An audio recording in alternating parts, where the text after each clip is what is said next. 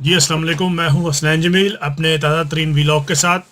World cup का फैसला कुन मरहला आ पहुंचा। सेमीफाइनल्स ख़त्म हुए। अब फाइनल इतवार को मेलबर्न में पाकिस्तान और इंग्लैंड के माबैन खेला जाएगा। दो सेमीफाइनल मुकाबले हुए जिनके वीलॉग्स को आपने बहुत पसंद किया, आपका बहुत बहुत शुक्रिया। पाकिस्तान ने न्यूजीलैंड को बासानी हरा दिया और इंग्लैंड को इंग्लैंड ने भारत को बहुत ही आसानी से हरा दिया, जिसकी किसी को तवक्को भी नहीं थी। अब हम पहले पाकिस्तान और न्यूजीलैंड के सेमीफाइनल पर डिस्कस कर लें कि जैसा कि मैंने पिछले व्लॉग में कहा था कि पाकिस्तान को न्यूजीलैंड पर कुछ नफसियाती मसाइल, कुछ नफसियाती बर्तरियाँ हासिल हैं।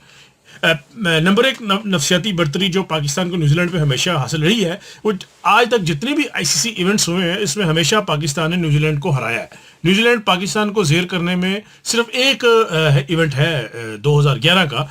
उसके अलावा बाकी जितने भी इवेंट्स हुए हैं उसमें पाकिस्तान हमेशा से न्यूजीलैंड को हराता रहा। 92, 96 जब भी जितने भी मुकाबले मेन इवेंट्स के आईसीसी इवेंट्स के पाकिस्तान और न्यूजीलैंड के माबैन खेले गए, वो पाकिस्तान ने न्यूजीलैंड को बासानी हराया। और दूसरा जो मैंने नफसियाती बर्तरी पाकिस्तान की बताई थी वो ये थी कि न्यूजीलैंड को पाकिस्तान हाल ही में एक सेफ अफ्रीकी टूर्नामेंट जो न्यूजीलैंड में हुआ, पाकिस्तान, न्यूजीलैंड और बांग्लादेश के दरमियान, वो पाकिस्तान जीत के आया। अब जो पाकिस्तान न्यूजीलैंड का मैच हुआ उसको उस पर देखें कि न्यूजीलैंड की टीम जो है वो दो टीमें इस वक्त दुनिया के क्रिकेट में ऐसी हैं, बड़ी टीमें जिनको चोकर्स कहा जाता है, जो हमेशा मेन इवेंट्स में आकर फुसफुसी साबित होती हैं।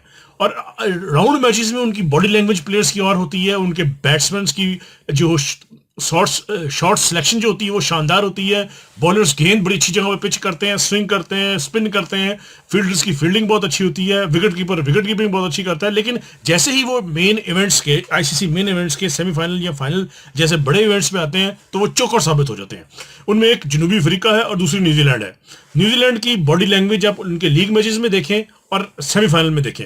सेमीफाइनल में न्यूजीलैंड ने के बैट्समैनों के बल्ले पे बॉल नहीं आ रहा था, वो प्रेशर में थे। केन विलियमसन जैसा ग्रेट प्लेयर वो भी प्रेशर में था, वो भी अपनी रवायती गेम नहीं खेल पा रहा था। बॉलर्स ट्रेंट बुलेट, टीम साउटी और एक फॉगट, इनकी बॉलिंग पे वो बात नहीं थी, बॉलरों में वो काट नहीं थी, फील्डरों में वो फील्डिंग में वो चीते जैसी फुर्ती जैसी न्यूजीलैंड की क्रिकेट टीम की फील्डिंग मशहूर है, वो नजर नहीं आई सेमीफाइनल में। और फिर आप देखें कि विकेट कीपर ने बाबर आजम का शुरू में कैच छोड़ दिया और उसका खमियाजा ये भुगतना पड़ा कि बाबर आजम जो मुसलसल टूर्नामेंट में आउट ऑफ फॉर्म था वो फॉर्म में वापस आया और वो 50 कर गया।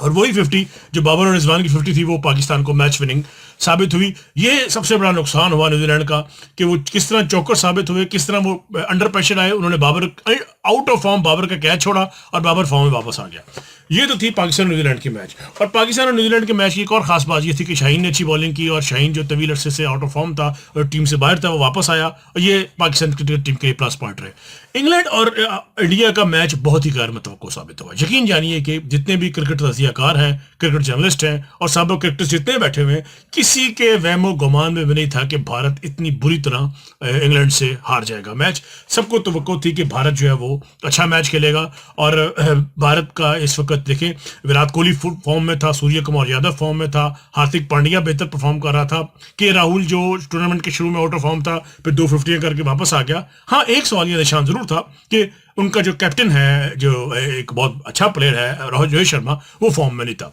और रोहित शर्मा पर अब बहुत से सवालिया निशान उठ रहे हैं कि वो ओडीआईज में तो बहुत अच्छा खेलता है लेकिन T20 की साइंस वो समझने में नाकाम है। मे भी इस बार T20 वर्ल्ड कप के बाद भारत क्रिकेट टीम में कुछ तब्दीलियां होंगी और T20 के लिए कोई नया कप्तान सूर्य कुमार यादव, हार्दिक पांड्या में से कोई एक आएगा। मुझे नहीं लगता कि अब रोहित शर्मा T20 में मजीद सर्वाइव कर सकेगा।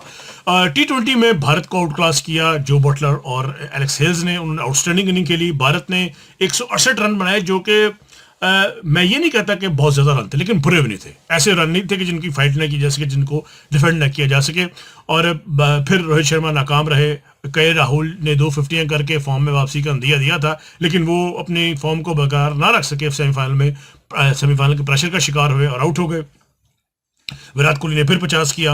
उनके साथ सूर्य कुमार यादव जिनसे तवक्को थी वो स्कोर करेंगे वो नहीं कर सके, वो मुसलसल इनफॉर्म थे लेकिन उनसे सेमीफाइनल में स्कोर नहीं हुआ उनकी। लेकिन बहरहाल हार्दिक पांड्या ने स्कोर किया और बहुत शानदार रनिंग खेली। हाँ, ऋषभ पंत के हवाले से एक और बात, जो भारतीय क्रिकेट टीम को फैसला करना पड़ेगा कि उनका मेन प्लेयर कौन है। आया वो दिनेश कार्तिक है या ऋषभ पंत है। ऋषभ पंत आउटस्टैंडिंग प्लेयर है। दिनेश कार्तिक ने बड़ी मेहनत से कमबैक किया है और वो वापस आया लेकिन वर्ल्ड कप में वो वैसा परफॉर्म नहीं कर पाया जिससे तवक्को थी। लेकिन ऋषभ पंत जो है वो मुसलसल उसको आउट आउट कर रहे हैं, कि खिला नहीं रहे T20s में।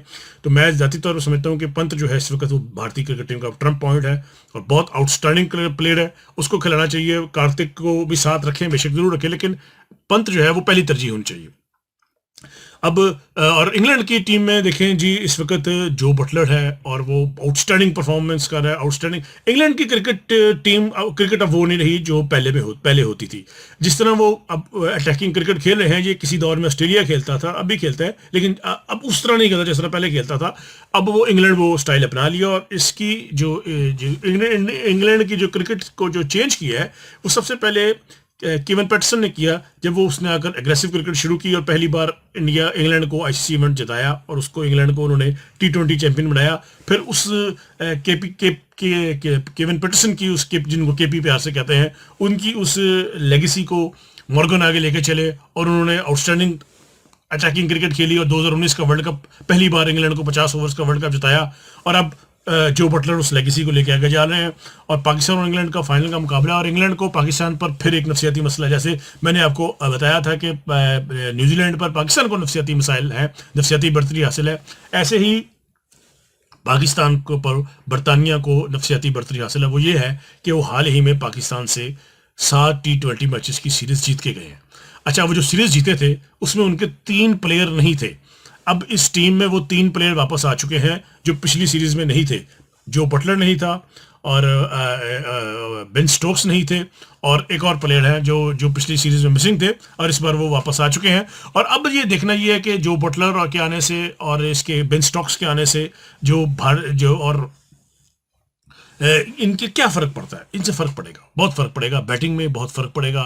इंग्लैंड की क्रिकेट टीम को अब उस तरह जो हालांकि इन दोनों प्लेयर्स के बगैर वो पाकिस्तान सीरीज जीत के गए, जो बटलर के बगैर और बेन स्टोक्स के बगैर। तो इनके आने के बाद इंग्लैंड की टीम और मजबूत हो गई है। बेन स्टोक्स जो है वो बॉलिंग भी कर रहा है और बैटिंग भी कर रहा है, और उसकी जो वो इंग्लैंड की रेड बॉल क्रिकेट टीम का कैप्टन भी है, लेकिन वाइट बॉल में जो बटलर कैप्टन है, और वो तसलसल से खेल रहा है। तो पाकिस्तान और इंग्लैंड का जो फाइनल है वो बड़ा दिलचस्प होने जा रहा है, और मैं ज़ाती तौर पर समझता हूँ कि इंग्लैंड को पाकिस्तान में नफसियाती बर्तरी हासिल है। मैं इस तरह इंग्लैंड को मैं समझता हूँ 60-40 चांसेस है, इंग्लैंड के 60-40 चांसेस हैं। क्रिकेट में कुछ आप हतमी बात नहीं कर सकते, मे बी वो मेरी मैं जो राय दे रहा हूँ वो गलत साबित हो जाए, लेकिन क्रिकेट में कुछ भी, हाँ सब T20 क्रिकेट में तो कुछ भी हो सकता है, वो दिन का होता है। और देखें 1992 का वर्ल्ड कप आप याद रखिए, 30 साल बाद तारीख का पहिया एक बार फिर घूम चुका है। मार्च 1992 में पाकिस्तान और England world cup one day cricket के फाइनल में थे। अब नवंबर 2022 में फिर पाकिस्तान और इंग्लैंड T20 वर्ल्ड कप के फाइनल में है। सॉरी, उस वक्त पाकिस्तान क्रिकेट टीम के कैप्टन इमरान खान थे, इंग्लैंड के कैप्टन ग्रेम ग्रूच थे। इस वक्त पाकिस्तान क्रिकेट टीम के कैप्टन बाबर आजम है, और इंग्लैंड के कैप्टन जो बटलर हैं। और अगर कप्तानों की परफॉर्मेंस का देखा जाए तो इमरान खान पाकिस्तान के वर्ल्ड ग्रेटेस्ट ऑलराउंडर थे, पाकिस्तान क्रिकेट टीम के क्रिकेट के पहले फास्ट बॉलर थे जिन्होंने 200 आउट किए, पहले बॉलर थे जिसने 300 आउट किए। और इस तरह जो ग्रेम ग्रूच दुनिया क्रिकेट के वाहिद प्लेयर हैं अभी तक जिन्होंने टेस्ट क्रिकेट में पहली इनिंग में 100 किया और दूसरी इनिंग में फिर 100 किया। ये ग्रेम ग्रूच की क्लास है। इस वक्त बाबर आजम जो है वो अपनी उस रवायती फॉर्म में नहीं, अगरचे पिछले मैच में वो कैच छूटने के बाद 50 बनाकर वापस आ चुके हैं, लेकिन बाबर और रिजवान की जोड़ी जो है वो पिछले मैच में क्लिक कर गई। लेकिन अगर कंपेयर किया जाए जो बटलर और एलेक्स हेल्स की जोड़ी को, तो वो ज़्यादा लिथल है, वो ज़्यादा ख़तरनाक है, वो ज़्यादा मुखालिफ बॉलरों को तबाह बर्बाद करने की सलाहियत रखती है। 168 का टारगेट उन्होंने 16 ओवरों में अचीव किया। बाबर और रिजवान ये काम नहीं कर सकते जो एलेक्स हेल्स और जो बटलर ने किया, वो ज़्यादा खतरनाक जोड़ी है। तो पाकिस्तान के और इंग्लैंड के बॉलर्स जो हैं उनमें बेन स्टोक्स बॉलिंग कर रहे हैं, उसमें क्रिस वॉक्स बॉलिंग कर रहे हैं, उसमें मार्क वुड बॉलिंग कर रहे हैं, उसमें वो जो इनके फास्ट बॉलर हैं, मैंने से उनका नाम नहीं आ रहा, वो बॉलिंग कर रहे हैं। फिर स्पिनर्स में मोइन अली बॉलिंग कर रहे हैं, और वो कर रहे हैं आदिल रशीद बॉलिंग कर रहे हैं, लिविंगस्टोन बॉलिंग कर रहे हैं। हाँ, लिविंगस्टोन एक ऐसा बैट्समैन है जिसका मैं तस्करा करना भूल गया।